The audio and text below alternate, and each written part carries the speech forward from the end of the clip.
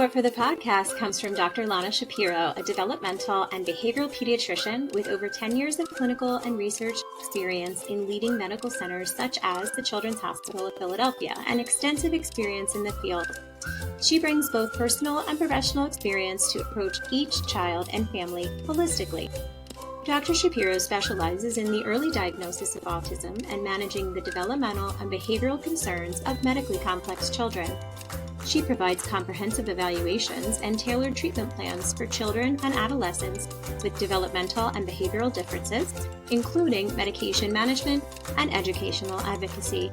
Learn more at lanashapiro.com. That's LANASCHAPIRO.com. Hello, and welcome back to Parenting Stuff I Wish I Knew Sooner and Want You to Know Now. I'm your host, Erica Desper, founder of the Center for Confident Parenting, and a mom who seems to learn everything I need to know well after I need to know it and to learn it just the hardest way possible. So I'm on a mission to help you avoid a similar journey. And to that end, I'm excited to be joined today by Jennifer Kempin, the founder and director of Fáilte Waldorf Microschool, which is a small microschool for early elementary age students located in Norristown, PA.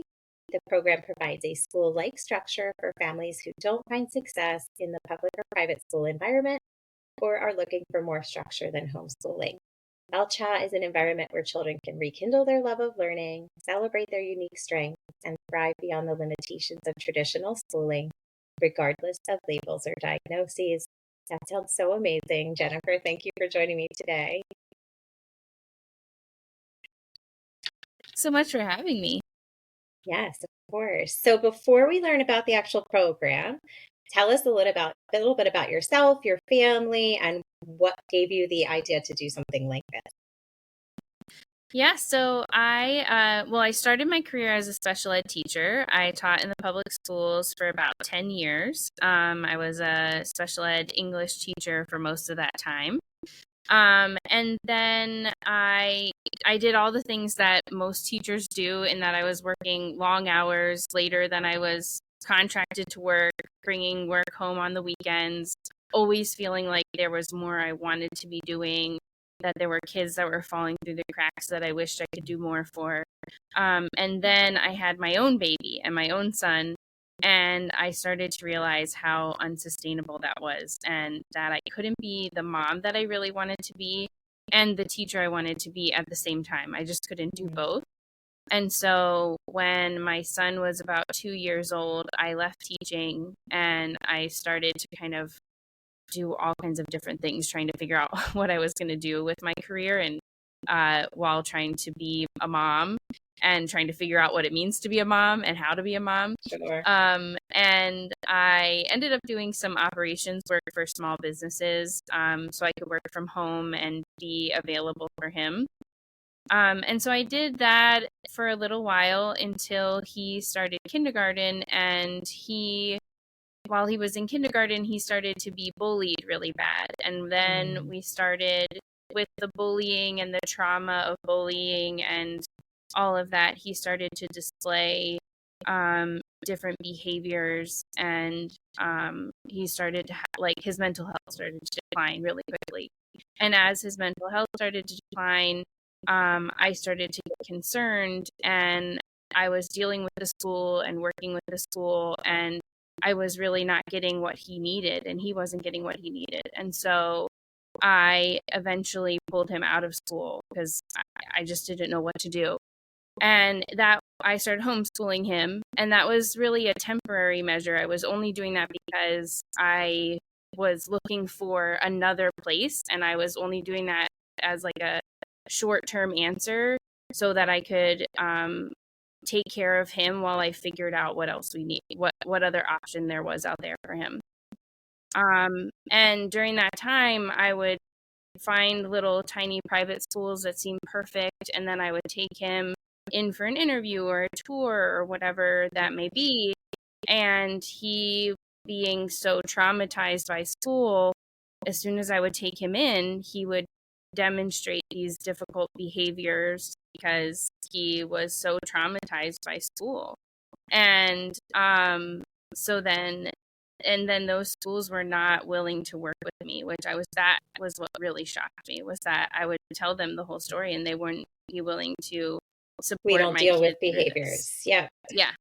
Yeah, they don't deal with behaviors, right? And here I have a 6-year-old who's just hurting, right? Which is And comical because when you have diagnoses, you very often have behaviors. right, exactly. So Exactly. who are they for? We not to interrupt you, but we had a very similar, I was so excited to get private placement. And then our next challenge was they either felt his academic needs weren't a good fit for them, or in reverse, they felt like the social emotional needs weren't a good fit and he was getting rejected. And we were like, well, then where does he belong? Like, and it sounds like you're the younger version of that, of like, I'm going to have to create a space where he and others can belong because maybe it doesn't exist yet where we are. Yeah. Or at all. Well, and that was what shocked me. I guess as a public school teacher, I just assumed that the grass was greener somewhere else. Like, I just thought, like, oh, well, the private school world must be like this, like, place where everyone can go. If they have the money, you can just go. And then to get rejected, based on a pretty normal response to a terrible situation. And probably something that would improve in the right fit school. Like, Yeah. they probably wouldn't be dealing with those behaviors because the behaviors are the symptom of not being adequately understood and supported. It's really frustrating. It's so frustrating and heartbreaking. And being a professional who knows that there are countless children that go through what my son was going through, and countless parents that go through what I was going through, I was floored. I just couldn't believe. Like, I was like, what does everybody else do?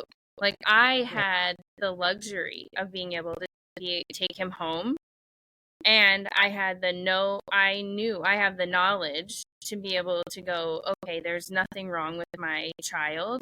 Like, even if we ended up, because at the time when they're that young, I didn't know whether he had a disability or something that we needed to diagnose him with. But even if he had any of those things, like, that's okay. All of those things are okay, and we can deal with any of those things, right?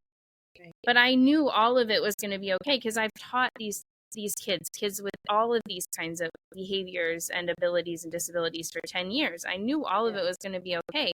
But parents who don't have that knowledge, what do? And I just couldn't believe it. I just was really, really shocked. And here I am, like, I'm going to throw money at it and, like, the privilege I have at it, and nobody's willing to take him. And I was like, and he's 6. Like, what about when he's like 15? Right. Like, what do you do? Right. Yeah, exactly. Wow. I didn't even know. I mean, we did a little prep for this, but I sometimes like to be a listener at my own podcast. So I didn't know your backstory. And I just, I'd like to say I'm speechless. There's really no appropriate response to that. I'm just, sorry for your kiddo and sorry for you. It's beautiful, of course, as is the case with many, myself and many others, our business or our life career, our calling comes from the struggle that we had, with our own child, and saying, like, there has to be something else. There has to be something better. And then we find out there isn't. And we go, wait, I can make something better, right? So I guess something beautiful came out of it, and other families can benefit for that. Of course, that doesn't make up for all the feels that you guys had to feel along the way and what you had to do to get there. But I'm glad you did. Yeah. Yeah. Okay. So you had this idea. Yes. This is obviously brand new. I believe the 2024-2025 school year is it the first year? This will be the first full year. So we started last year in January. Okay. Yeah. Awesome. Mm-hmm. Just got to get your feet wet a little bit. Wonderful. Yeah. So you mentioned that the program is Waldorf inspired, and that it's a whole child approach. So for anyone listening, if those words mean nothing, or maybe they don't mean what they mean when you say them, can you fill us in on that a little bit? Yeah, so Waldorf education is it's an educational approach it's been around for about 100 years, and you can find Waldorf schools, or Steiner is the name of the person who created it. You can find Steiner schools around the world, many in the United States. There's one in Philadelphia. There's many in all the major cities in the US. And it's not the same And as Montessori. no, it's not. Although oftentimes, because they came around the same time period, I think people think of them as pretty similar, but they have some fundamental differences. Okay. It is what drew me to it is it's a developmentally appropriate approach. So what it looks at is the whole child and what's appropriate for the child and their development at that time.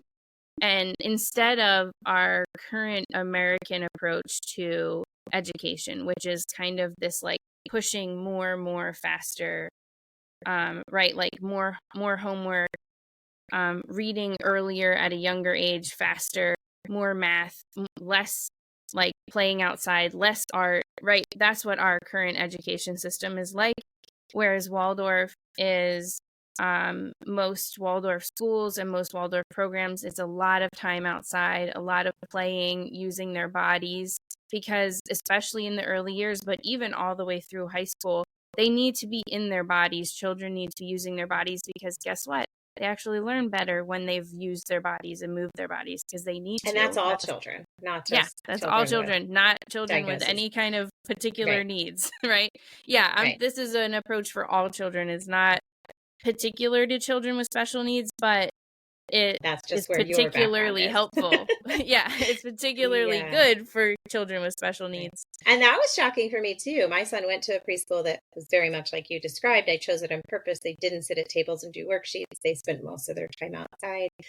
And I was like, great, that fits me, that fits him, that fits us. But then that almost made it harder when we went to our public kindergarten.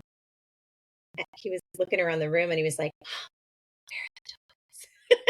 I know. It's just and crazy. They literally said, the first thing they said in the auditorium when all the parents sat to listen was, you won't find any play kitchens here.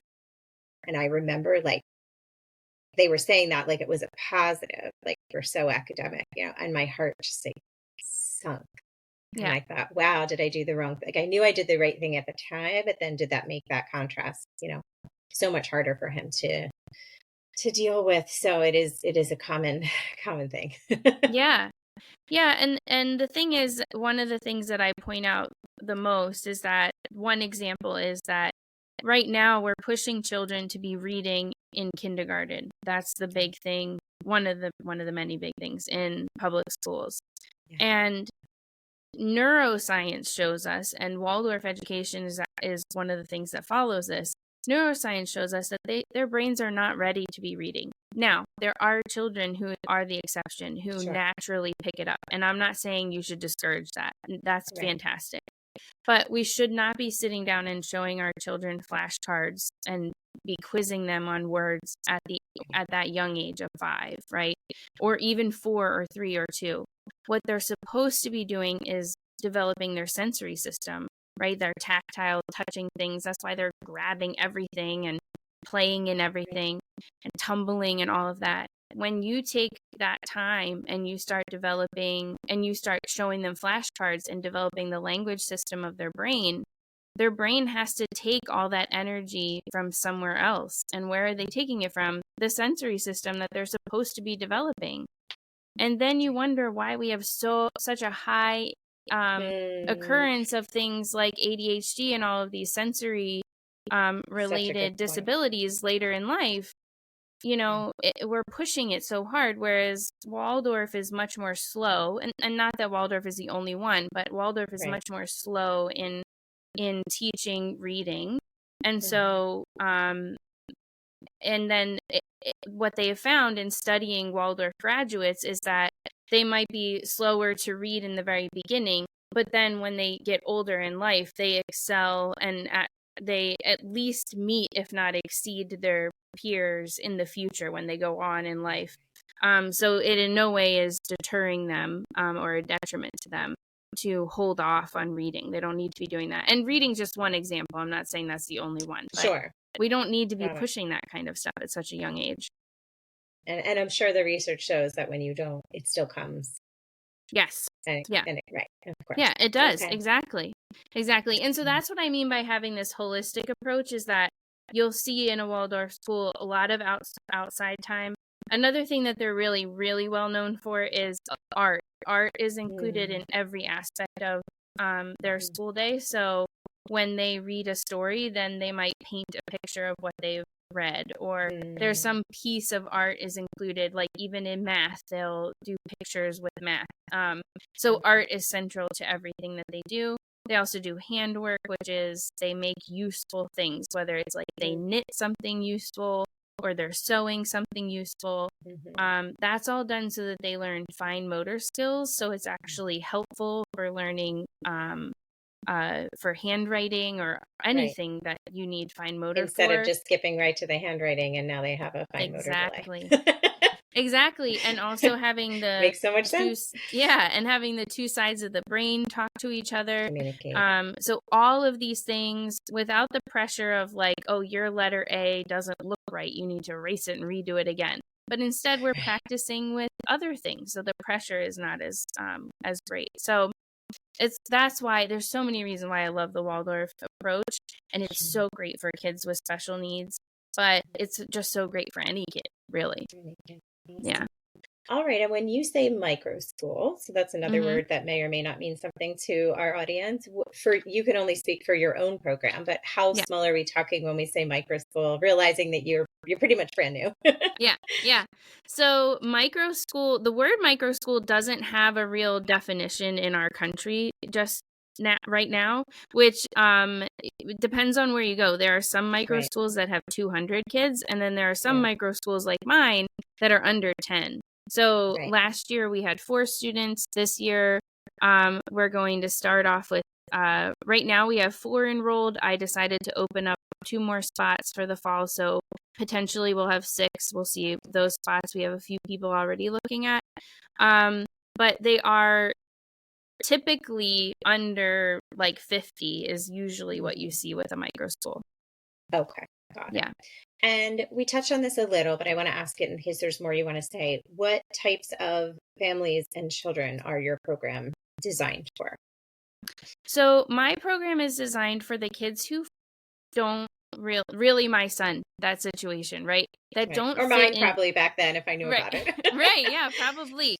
That don't fit in either, like just don't fit in either bucket. So the typical traditional schooling environment is not quite right for them, but they don't fit in really the special schools, right? They don't have a significant enough disability, or their disability is maybe not like the textbook definition, so it doesn't quite fit what is expected to for them to excel in a special school. And so they fit into that in the middle, and so they kind of fall through the cracks. A lot of the kids that I have, maybe they have like a hint of autism, like some of the autistic characteristics, but they don't really fit at an autistic school. Or they have some, like, they're very wiggly and they like to be like under their desks while they're working, but they don't need so many supports, right? But they don't fit in a typical classroom. Or a kid where I think my son fits is like, school is just overwhelming. That many kids is overwhelming. That much structure and rigidity is just overwhelming. And he's doing so much better in just a smaller environment with more flexibility. Yeah, beautiful. Yeah. And what, again, you touched on this already, but what is it that you are doing differently, aside from obviously the smallness of it and the outdoor time, that would make this a better fit for those children? And I'd like to edit this question to be like, what about the behaviors? Yeah. So we do behaviors. Yeah. Yeah. So we do, like I said, we have the Waldorf curriculum, but we also have another aspect that some people would call, and some people in like the homeschooling community call, unschooling. So unschooling is like, you don't have any rules, like the kids get to do it all themselves. Now we don't go that far. We do have rules. That sounds a little terrifying to me, but I'm uninformed about it, so I'll leave it at that. I never would have said we were unschoolers until I read a book about it. And then I was like, okay, we have Right. a touch of that. We have a touch of that. Right. Okay. So here's how I say it goes with us. We have a mix. So we have a plan for the day, and kids are expected, and what we do is they come and they see what we're going to do. So if it's the lesson, whatever the lesson is, they come and see what it is. If they're not going to participate in that lesson, which, for example, I have one kid who just had such a traumatic time in the public school that when he first came here, he was a no to everything. It didn't matter what it was. If I said we're going to eat ice cream, he would have said no. It didn't Just matter say, what right. we said. Just no, no, no, no. So I wanted him to come and see what we were doing. That was like my bar, was just come see what we're doing. If he came over and saw it, then I said, okay, you can go do something else. That was it. Okay. And then, but he couldn't go do something else with other kids, because then it became like everybody go do what he's doing. And now we're all having so much fun doing that. Right. So we have other spaces that I can see everything. I do have someone else that's here that helps me, but I can see everything. So he has other areas he can go and he can play and work on things or whatever, but I don't force anyone to do anything. And at first, some of them love that and they take full advantage of that, and they're like, I'm not doing anything, right? They're like, I'm gonna do my no. Kid was a no, because the initial goal is to kind of undo, like just let them fall in a soft place, and just knowing feel that safe. then they'll move on, right? But they all do. They all come back because they all can't. He started like from a distance answering questions, even though he was not doing it. But he can't help himself because the other kids are, But then it was his choice to join in, which we 100%. all, if you have a kid, you know the difference between you have to do this, and you have to do it now, and like, I know you'll join when you're ready. Yeah. I love that so much. Yeah. I can't imagine a kid that wouldn't like that.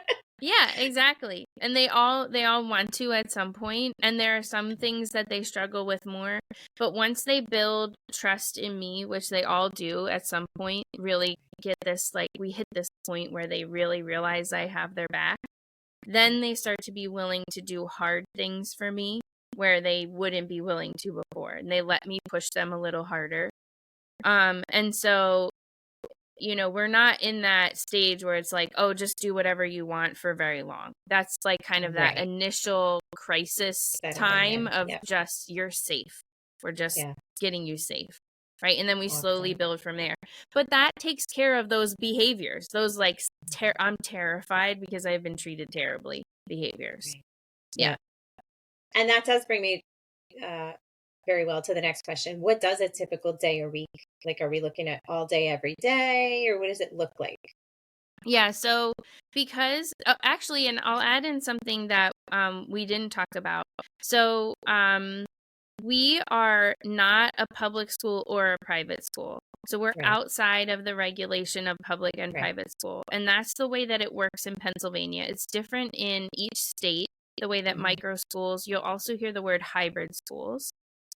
So technically our students are homeschooled, which can be a scary jump for some parents. It is very easy, and it's easy to jump back into the public school if it's something that a family does not like or it's not a good fit for them. So I just want to say that if you ever, if a family chooses not even my school, and there are a bunch of schools like mine, they just don't get a lot of airtime because people don't know about them. There's a lot of options out there, and that's we're here to change that. Yeah, I want people to know, because I don't want people to be in the situation I was in, and like it sounds like you were in, and I get so many families coming to me, and I can't even serve all of them, right? But I want people to know that this is an option. So anyway, you become a homeschooling family, which is very easy. And so because we are outside of the regulation of a public or a private school, that gives us the flexibility to do things differently. And because of that, our day can look differently time-wise and the number of days that we're in school. So our day is from 10 to 2, which is the perfect length. It has kids come in, they are well rested, not getting up super early. 2 tends to be the perfect time to end. They're not exhausted at the end of the day. We don't do any homework. There's no homework going home. Research shows that homework is not effective under ninth grade, and it really shouldn't be done. But that's a whole other Right. conversation. And you are through fifth currently. Right Fifth now, grade. yeah. We're going to keep growing as the kids keep getting older. We're going to keep adding Sure. grades. Yeah. Okay. Excellent. We do not have school on Wednesdays, but the kids go, well, they have the option, not all of them do.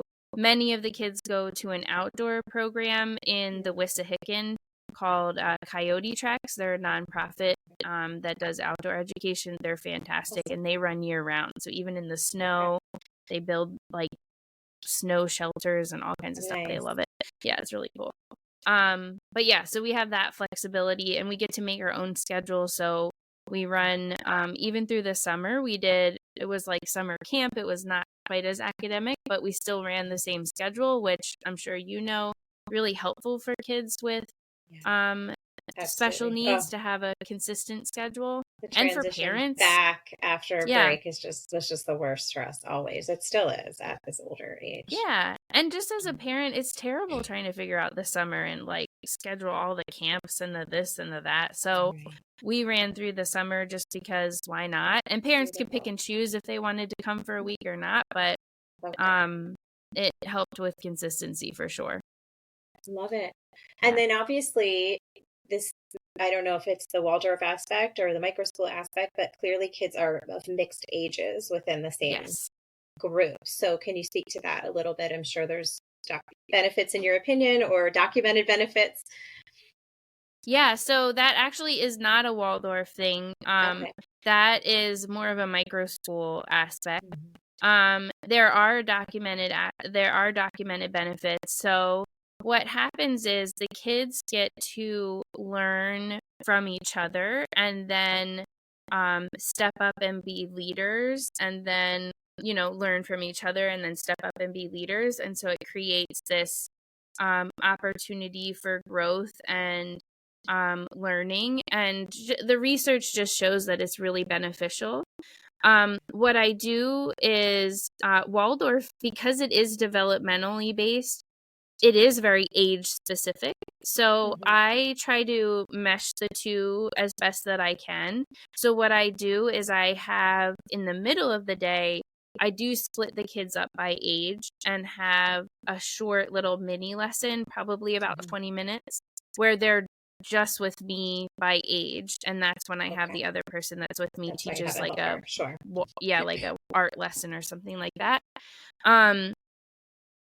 But yeah, I mean, age wise, and we're not talking about a huge span, but even when there is a large span, it's such a great thing because kids learn how to talk to people that are older than them, and older kids learn how to be patient and have time and take time for people that are younger than them. And if you think about it, as an adult, you don't walk into a workplace and work with all 30-year-olds or all 20-year-olds. Like there's never we stop worrying about that at some point, I guess. Yeah, you never again outside of school are you in a room with all people the same age, right? So it really makes sense to have a mixed age.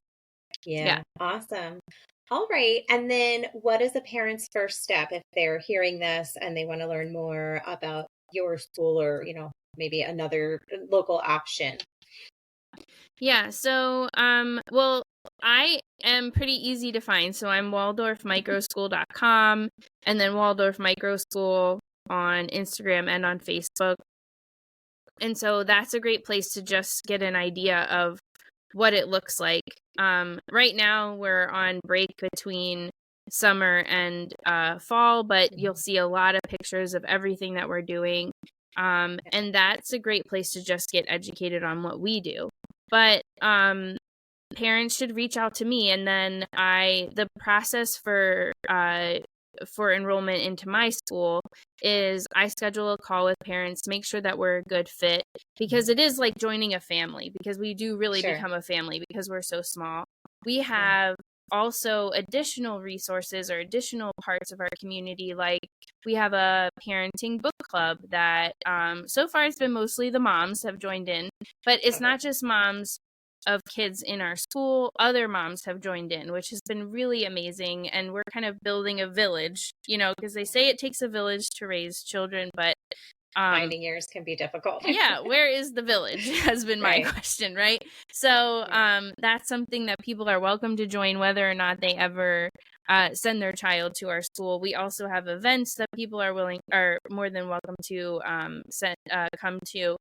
But then also, if you're interested but you don't live anywhere near where I am, or you're not really interested, there's other programs like mine, but that are a lot bigger, or they have a religious aspect to them, or they follow a totally different methodology than me, and that's something you're looking for. I'm more than happy to connect people to other options, because this is a very almost like an underground movement at the moment, and especially since COVID, it's been getting a little more fuel to it. But I'm like really happy to connect people with other schools to find the right fit for a family, because I'm not going to be everything to everybody, and I don't want to be that. I want to be the right fit for the right family. So beautiful. I love it. And thank you welcome to for reach being out. willing to point people in the right direction. Yeah. Awesome. This is super helpful. And I'm hoping families will reach out and get where they need to land for their kiddo. My final question for you. This is not for your school with your school hat on, just your mom hat on. What is one thing that you have learned on your own parenting journey that we maybe haven't touched on yet, that you just wish, if someone had helped me see that sooner or told me about that sooner, that you want other parents to just hear or know right now? I don't think anyone has the answer. There is no right way to parent. Mm-hmm. And I wish I had known that earlier on. I think before I had my son, when I was pregnant and I was reading all the things, I thought there was a right way, and that You just had to find it. Yeah, like if I drank a cup of coffee while I was pregnant, I was doing it the wrong way, right? Or if I held my baby too long, that when he was falling asleep, I was doing it the wrong way, right? I think anyone who says they're 100% right and they know, I think they're kidding themselves. I Probably think steer they're clear of that. yeah.